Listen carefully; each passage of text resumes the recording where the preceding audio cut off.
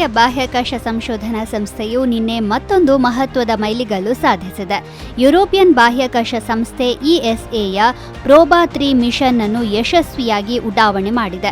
ಶ್ರೀಹರಿಕೋಟಾದ ಸತೀಶ್ ಧವನ್ ಬಾಹ್ಯಾಕಾಶ ಕೇಂದ್ರದಿಂದ ಅತ್ಯಂತ ವಿಶ್ವಾಸಾರ್ಹ PSLV-XL ರಾಕೆಟ್ ಬಳಸಿ ನಿಗದಿಯಂತೆ ಉಡಾವಣೆ ಮಾಡಲಾಯಿತು.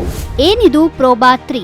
ಪ್ರೋಬಾ 3 ಎಂಬುದು ಒಂದು ವಿಶಿಷ್ಟ ಬಾಹ್ಯಾಕಾಶ ಯೋಜನೆಯಾಗಿದ್ದು, ಬಾಹ್ಯಾಕಾಶದಲ್ಲಿ 2 ಉಪಗ್ರಹಗಳು ಪರಸ್ಪರ ಅತ್ಯಂತ ಸನಿಹದಲ್ಲಿ ಸಂಚರಿಸುತ್ತಾ ಭೂಮಿಯ ಮೇಲೆ ಕೃತಕ ಸೂರ್ಯಗ್ರಹಣವನ್ನು ಸೃಷ್ಟಿಸಲಿವೆ.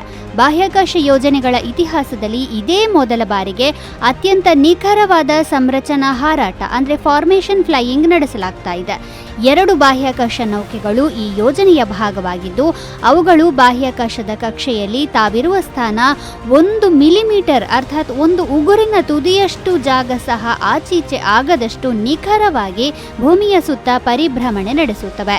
ಹಾಗಾಗಿ ಅವೆರಡೂ ಜೊತೆಯಾಗಿ ಒಂದೇ ಉಪಕರಣದ ರೀತಿಯಲ್ಲಿ ಕಾರ್ಯಾಚರಿಸುತ್ತವೆ.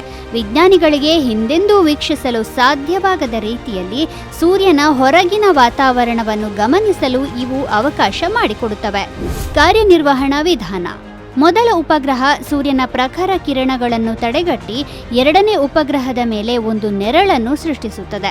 ಇದರ ಪರಿಣಾಮವಾಗಿ 2ನೇ ಉಪಗ್ರಹದಲ್ಲಿರುವ ವೈಜ್ಞಾನಿಕ ಉಪಕರಣಗಳಿಗೆ ಸೂರ್ಯನ ವಾತಾವರಣದ ಹೊರಗಿನ ಪದರವಾದ ಕೊರೋನಾವನ್ನು ಅತ್ಯಂತ ವಿಸ್ತೃತವಾಗಿ ಅಧ್ಯಯನ ನಡೆಸಲು ಸಾಧ್ಯವಾಗುತ್ತದೆ. ಹಿಂದೆಲ್ಲ ವಿಜ್ಞಾನಿಗಳು ಸೂರ್ಯಗ್ರಹಣದ ಸಮಯದಲ್ಲಿ ಮಾತ್ರವೇ ಸೂರ್ಯನ ವಾತಾವರಣದ ಹೊರ ಪದರವನ್ನು ಅಧ್ಯಯನ ಮಾಡಲು ಸಾಧ್ಯವಾಗ್ತಾ ಇತ್ತು. ಯಾಕಂದ್ರೆ ಸೂರ್ಯಗ್ರಹಣದ ಸಂದರ್ಭದಲ್ಲಿ ಸೂರ್ಯನ ಪ್ರಖರ ಬೆಳಕನ್ನು ಚಂದ್ರ ತಡೆಗಟ್ಟುವ ಕಾರಣದಿಂದ ಕೊರೋನಾ ಭೂಮಿಗೆ ಕಾಣಿಸುತ್ತದೆ. ಆದರೆ ಆ ಸಂದರ್ಭದಲ್ಲಿ ಸೂರ್ಯಗ್ರಹಣವನ್ನು ಸರಿಯಾಗಿ ಗಮನಿಸಲು ವಿಜ್ಞಾನಿಗಳು ಜಗತ್ತಿನ ಬೇರೆ ಬೇರೆ ಭಾಗಗಳಿಗೆ ಪ್ರಯಾಣ ಬೆಳೆಸಬೇಕಾಗುತ್ತದೆ. ಸೂರ್ಯಗ್ರಹಣ ಕೆಲವೊಮ್ಮೆ ಕೇವಲ ಕೆಲವು ನಿಮಿಷಗಳಿಗೆ ಮಾತ್ರ ಸೀಮಿತವಾಗಿರುತ್ತದೆ ಮತ್ತು ಕೆಲವೊಮ್ಮೆ ಮೋಡ ಉಂಟಾಗಿ ಗ್ರಹಣ ಕಾಣಿಸಿಕೊಳ್ಳದೆಯೂ ಇರಬಹುದು. ಹಾಗಾಗಿ ಈ ಪ್ರೋಬಾ 3 ಯೋಜನೆ ಸೂರ್ಯನ ಕೊರೋನಾದ ಅಧ್ಯಯನ ನಡೆಸುವ ವಿಧಾನದಲ್ಲಿ ಕ್ರಾಂತಿಕಾರಕ ಬದಲಾವಣೆ ತರುವ ಗುರಿಯನ್ನು ಹೊಂದಿದೆ.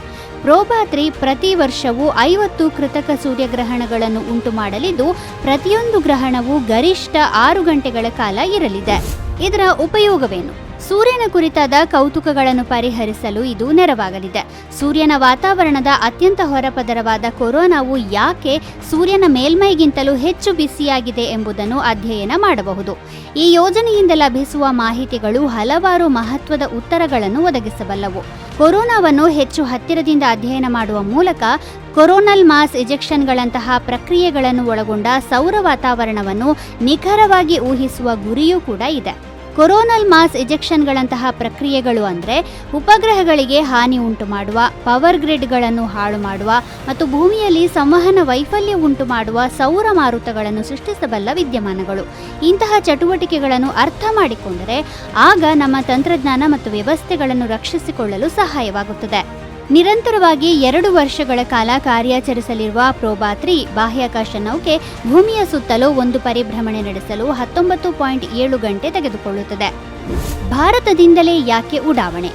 ಪ್ರೋಬಾ 3ಯಲ್ಲಿರುವ ಒಂದು ನೌಕೆ 200 kg ಮತ್ತು ಇನ್ನೊಂದು ಬಾಹ್ಯಾಕಾಶ ನೌಕೆ 340 kg ತೂಕ ಹೊಂದಿವೆ. ಭಾರತದ PSLV-XL ರಾಕೆಟ್ ಈ 2 ಉಪಗ್ರಹಗಳ ಒಟ್ಟು ತೂಕವನ್ನು ಅತ್ಯಂತ ದೀರ್ಘವೃತ್ತಾಕಾರದ ಕಕ್ಷೆಗೆ ಒಯ್ಯುವ ಸಾಮರ್ಥ್ಯ ಹೊಂದಿದೆ. ಜೊತೆಗೆ PSLV-XL ಅನ್ನು ಮಿಷನ್ ಬಜೆಟ್ನ ಪ್ರಕಾರ ಅದರ ನಿಖರತೆ ಮತ್ತು ವೆಚ್ಚ ದಕ್ಷತೆಯಿಂದಾಗಿ ಆಯ್ಕೆ ಮಾಡಲಾಗಿದೆ. ಈ ಕಾರ್ಯಾಚರಣೆಯಲ್ಲಿ ಭಾರತದ ಪಾತ್ರವು ವಿಶ್ವದ ಬಾಹ್ಯಾಕಾಶ ಸಮುದಾಯದಲ್ಲಿ ದೇಶದ ಪ್ರತಿಷ್ಠೆ ನಿರಂತರವಾಗಿ ಹೆಚ್ಚುತ್ತಿದೆ ಎಂಬುದನ್ನು ತೋರಿಸುತ್ತದೆ.